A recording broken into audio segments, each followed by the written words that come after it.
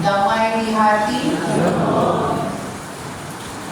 Hari ini setiap orang percaya di seluruh dunia dengan berbagai latar belakang kehidupan bersyukur atas perkenanan Tuhan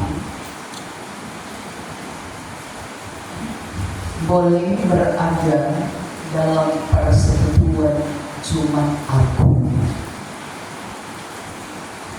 Hari ini merupakan hari memperingati kematian Tuhan Yesus di kayu salib. Dalam Ia menebus dosa manusia, bukan cuma itu, tetapi juga dalam perenungan tentang sebuah penderitaan ketika 6 minggu kita dalam merayakan bersama. Karena itu saudara-saudara yang dikasihi Tuhan,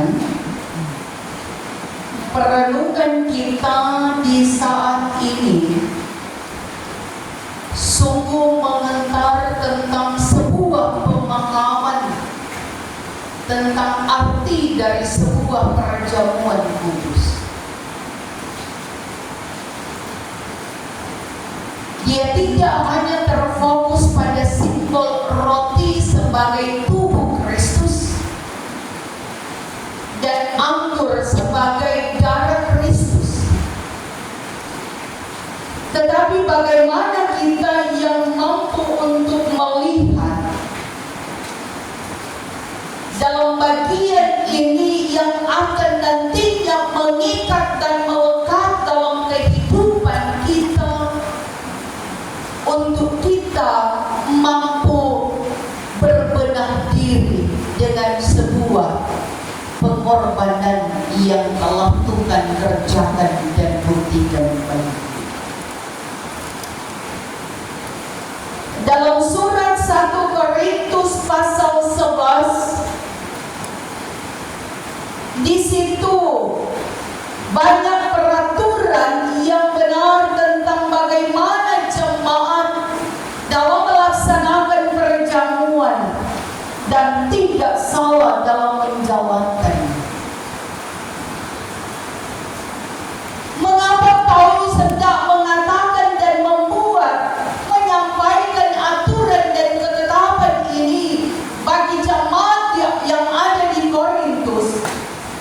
Karena sesungguhnya dalam mereka merayakan sakramen perjamuan kudus, mereka sementara melakukan hal-hal yang salah.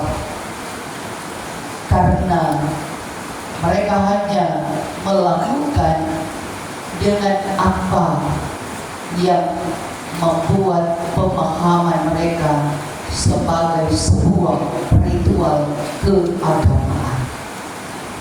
Karena itu mereka jadikan perjamuan itu sebagai bentuk untuk makan sepuas hati mereka, minum sepuas hati mereka, tanpa harus mengingat arti dan makna dari sebuah perjamuan kudus. Karena itu Paulus hendak menegaskan bahwa sesungguhnya melalui perayaan sakramen perjamuan kudus diingatkan bagaimana sesungguhnya karya Allah yang telah menyelamatkan kita melalui pengorbanannya di kayu salib. Dan karena itu,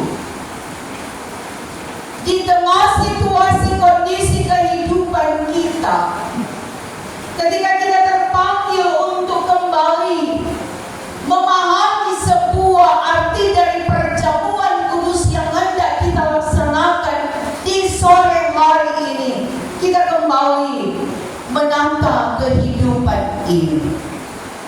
Apakah kita memahami perjamuan kudus sebatas ritual ritual keagamaan ataukah sebuah bentuk panggilan iman untuk merespon setiap karya kasih Allah dalam hidup. Kalau kita melakukan cuma dengan memahami karena kebiasaan dan rutinitas setiap tahun, maka itu menjadi sia-sia dan tak berarti bagi kita.